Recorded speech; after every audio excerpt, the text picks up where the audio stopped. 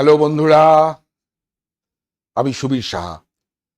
SBS education হাবের তরফে আজ set theory থেকে একটা প্রবলেম তোমাদের আমি দেখাবো। নেক্সট প্রবলেমটা হচ্ছে, two finite sets A and B have P and Q numbers of elements respectively. মানে এ সেটে পি খানা এলিমেন্ট আছে, কিউ সেটে এ সেটে পি খানা এলিমেন্ট আছে, বি সেটে কিউ খানা এলিমেন্ট আছে। Number of subsets of A is 48 greater than the number of subset of B, then find the value of P and Q. এটা হচ্ছে প্রবলেম। দেখো, আমরা জানি যে কোনো সেটে যতগুলো এলিমেন্ট থাকে তাকে তার কার্ডিনাল নাম্বার বলা হয়। তাহলে এন এ ইকুয়ালস টু কত না পি, আর এন কি বি কত, বি সেটের কার্ডিনাল নাম্বার কত, কিউ। আচ্ছা, তোমরা একটা জিনিস জানো যে একটা সেটের কতগুলো সাবসেট থাকে।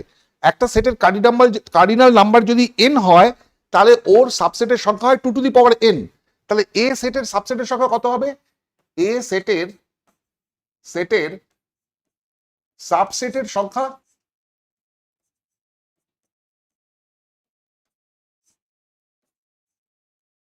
কত না 2 টু দি পাওয়ার পি হবে। আর বি সেটের সাবসেটের সংখ্যা কত হবে? 2 টু দি পাওয়ার কিউ। প্রশ্ন কি বলেছে? অ্যাকর্ডিং টু দ্য কোয়েশ্চেন যে 2 to the power P minus 2 to the power Q equals to 48, তাই তো?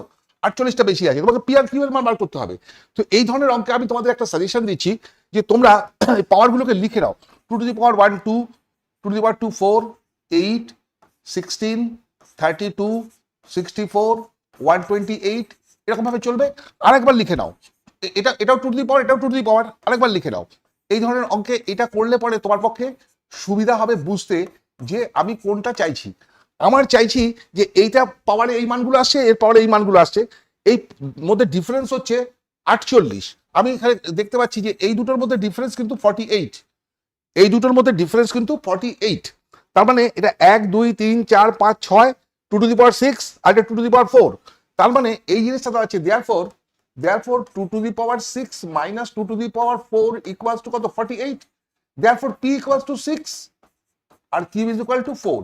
এইভাবে অঙ্কটাকে তোমরা বের করতে পারবে, ঠিক আছে? তার মানে সি হচ্ছে কারেক্ট অ্যান্সার। ওকে, ব্যাপারটা বুঝতে পেরেছো? এই ধরনের অঙ্ক ক্লাস 11 এর ফার্স্ট সেমিস্টারে যথেষ্টই আসার সম্ভাবনা আছে। এবার তোমরা এসো, কি আমি যে অঙ্কটা এখন করালাম এটা ক্লাস 11 এর সেমিস্টার 1 এর সেট থিওরির অন্তর্গত একটা ইম্পর্টেন্ট প্রবলেম, ঠিক আছে? এবার তোমরা যদি সেট থিওরি চ্যাপ্টারটা পুরোপুরি জানতে চাও, তবে সেই আমি সেট থিওরিটাকে কয়েকটা পার্টে এসবিএস এডুকেশন হাব নামে একটা ইউটিউব চ্যানেলে আমি করিয়ে দিয়েছি। এবং এছাড়াও অথবা তোমরা কি করতে পারো, তোমরা এটারই নিচে ডেসক্রিপশনে যে লিঙ্ক দেওয়া আছে সেই লিঙ্কটাকে যদি ক্লিক করো এবং সাবস্ক্রাইব করো, তাহলে তোমরা সেট থিওরি চ্যাপ্টারগুলো সব পেয়ে যাবে, টোটালটাই পেয়ে যাবে। এবং টোটালটা ওখানে করিয়ে দেওয়া আছে, তোমরা যদি করো, ভালো করে মন দিয়ে করো, তাহলে পরে এইচএস 11 এর first semester, West Bengal joint বা জেই মেন্স যে কোনো পরীক্ষার জন্যই তোমরা যাও না কেন, এই সেট থিওরির জন্য যা প্রয়োজন আমি যা করিয়ে দিয়েছি সেটা পরীক্ষার পক্ষে যথেষ্ট, ঠিক আছে? আমি তোমাদের তাই বলবো যে তোমরা অবশ্যই এটার নিচে যে ডেসক্রিপশন দেওয়া আছে তার লিঙ্কে ক্লিক করে সাবস্ক্রাইব করে এই চ্যাপ্টারটাকে ভালো করে পড়ো। এবং যেটা তোমাদের খুবই উপকারে লাগবে, যদি তোমাদের এটা করে ভালো লাগে, কাজে লাগে, তবে অবশ্যই ফলো করো এবং বন্ধুদের মধ্যে শেয়ার করো। এছাড়া তোমার মূল্যায়ন কমেন্টে জানাও, এবং যদি তোমার কোনো প্রশ্ন থাকে সেটাও তুমি কমেন্টে আমাকে জানাও, আমি তার উত্তর দিয়ে দেবো, ঠিক আছে? ওকে, তাহলে পরে আজকে এই পর্যন্তই শেষ। আজকে এই অঙ্কটাই তোমাদের আমি দেখালাম, পরের ক্লাসে আমি আরো অঙ্ক দেখাবো। Good bye. পরের ক্লাসে আবার দেখা হবে আর একটা নতুন অঙ্ক নিয়ে। Thank you.